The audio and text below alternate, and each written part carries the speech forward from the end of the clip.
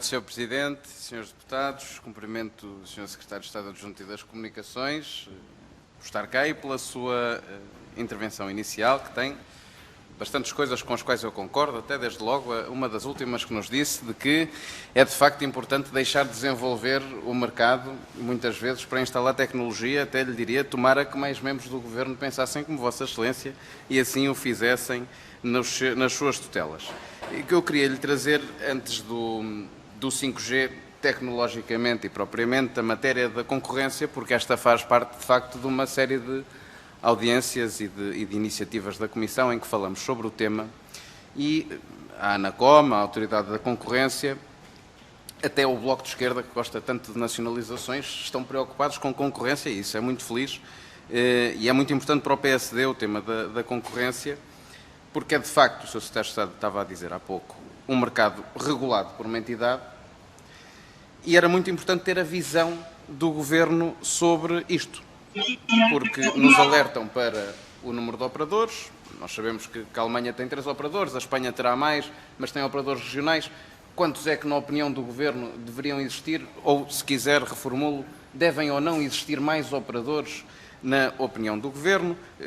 Quanto aos preços, o Sr. Secretário de Estado já se referiu em desacordo com a ANACOM, mas era importante perceber, na sua visão, se há ou não há uma falha de mercado e qual é a visão do Governo sobre o mercado, porque não será apenas dizer que a culpa é da Autoridade da Concorrência ou do regulador, que nada faz para que os preços baixem. Dizem-nos todas as entidades, e o Governo também concordará, que o 5G é uma boa oportunidade para aumentar a concorrência, porque de alguma forma traz novos operadores, tem novos entrantes e condições para novos entrantes no mercado. Também o tinham o 4G e o 3G, e o sucesso não foi também o que se esperava. E o que eu lhe quero perguntar com isto é a respeito de um leilão do espectro. Quando nós leiloamos o espectro, estamos a leiloar um bem público. O espectro é um bem público e, portanto, idealmente, não será para entregar por dezenas de anos a entidades que não o utilizem a favor dos cidadãos, ou melhor dizendo, para não termos situações como tivemos a Denser, e, portanto, para o entregar a novos entrantes que depois não o utilizem. E com isto queria também a sua opinião, se fizer o favor de a dar, e a opinião do Governo, quanto ao leilão. O Sr. Secretário de Estado já se referiu, ou começou por se referir, à época pré-Covid.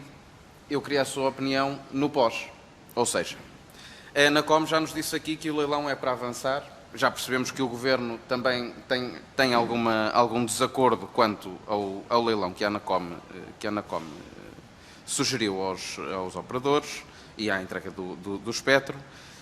Eu queria perguntar-lhe se, no pós-pandemia, na estratégia do Governo, se altera alguma coisa.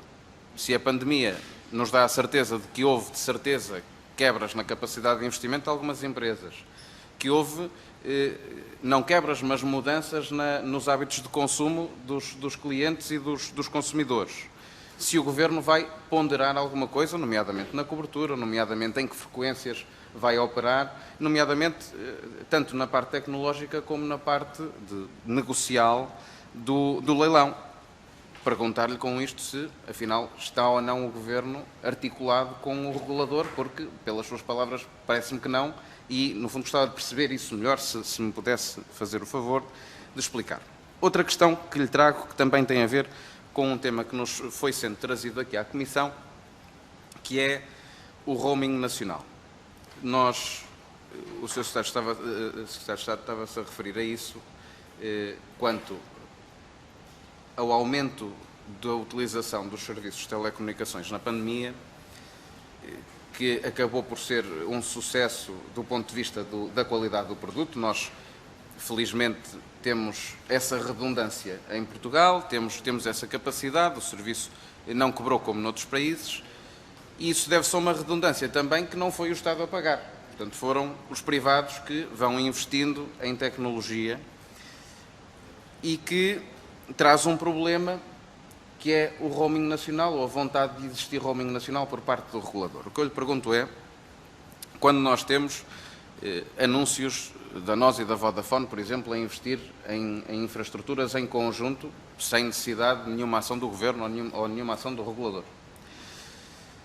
Ou se temos qualquer dos operadores a investir em melhor tecnologia para ter melhor rede e assim diferenciar o seu produto, portanto ter um produto melhor, se quando se introduz uma obrigatoriedade de roaming nacional, portanto de partilhar essas infraestruturas, se não vai haver aí também, na sua opinião, um problema de concorrência, porque vamos estar a igualar produtos, possivelmente.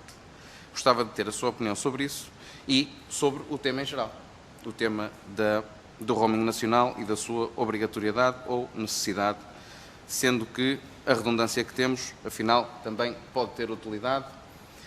E, finalmente, trazer-lhe um tema que tem a ver com tecnologia e, eventualmente, com as apps que falava no início, mas estas já existem, que tem a ver com os OTTs que funcionam hoje em cima dos operadores, portanto, no topo dos operadores, e que não estão sujeitos às mesmas condições de mercado, às mesmas taxas da Anacom, portanto, funcionam com os operadores.